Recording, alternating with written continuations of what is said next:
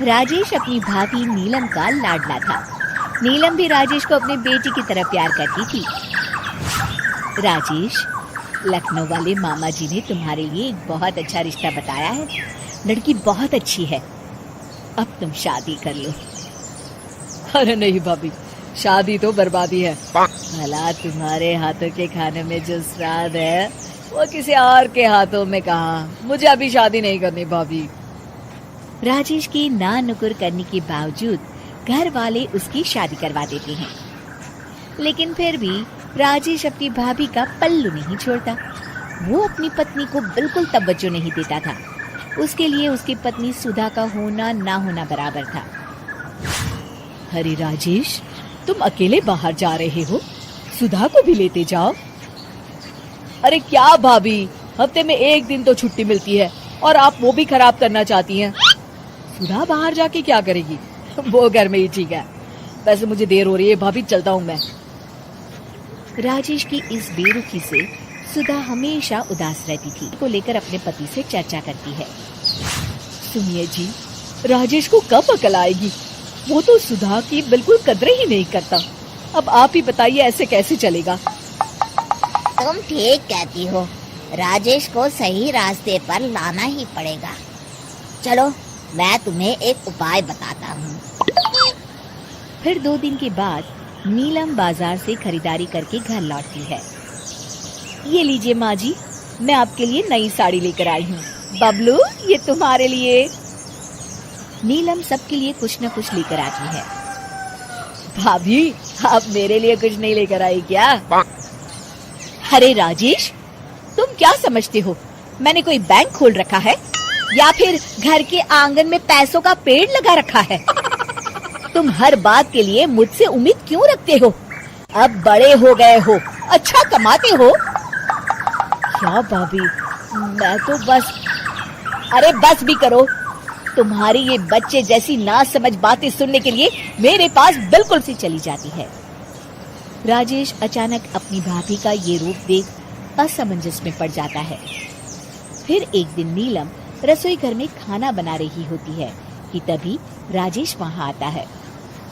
भाभी, आज मैंने अपने बॉस से वादा किया है कि उनके लिए आपके हाथों का बना गाजर का हलवा लेकर आऊंगा। आपके हाथ से बने गाजर के हलवे में तो जादू है, जादू।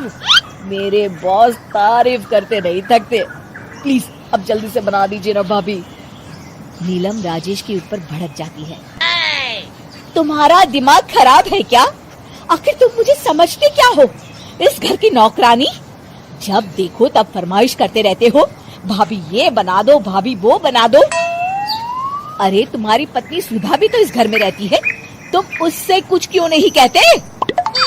भाभी, आप इस तरह की बातें क्यों कर रही हैं? अरे बस भी करो राजेश, मेरा दिमाग और मत खराब करो, जाओ यहाँ से। अपनी भाभी का इस तरह बेरुखी भरा बर्ताव देख राजेश को बड़ा बुरा लगता है और वो उदास होकर अपने कमरे में बैठ जाता है। तभी उसकी पत्नी सुधा वहाँ आती है। क्या हुआ जी, आप इस तरह उदास क्यों बैठे हैं? राजेश अपनी पत्नी को सारी बात बताता है। बस इतनी सी बात? चलिए जी, मैं आपके बॉस के लिए गाजर का हलवा बना देती हूँ। अरे छोड़ो, तुमसे नहीं हो पाएगा, रहने दो। आप तो बस देखते जाइए जी, अभी आती हूँ मैं। थोड़ी देर के बाद सुधा हलवा बना के राजेश को देती है। फिर राजेश अपने ऑफिस चला जाता है। शाम को जब राजेश घर आता है तो खुशी के मारे अपनी पत्नी सुधा को गले लगा लेता है। अरे वाह सुधा, तुमने तो कमाल कर दिया। सच में क्या स्वादिष्ट हलवा था।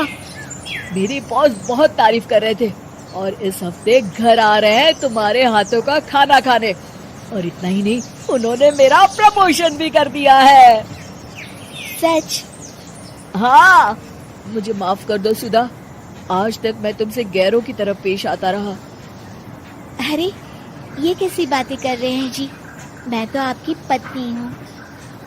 धीरे धीरे राजेश अपनी पत्नी के साथ पूरी तरह घुल मिल जाता है और अपना ज्यादातर समय सुधा के साथ बिताने लगता है और उसकी हर छोटी मोटी जरूरतों का ख्याल भी रखता है।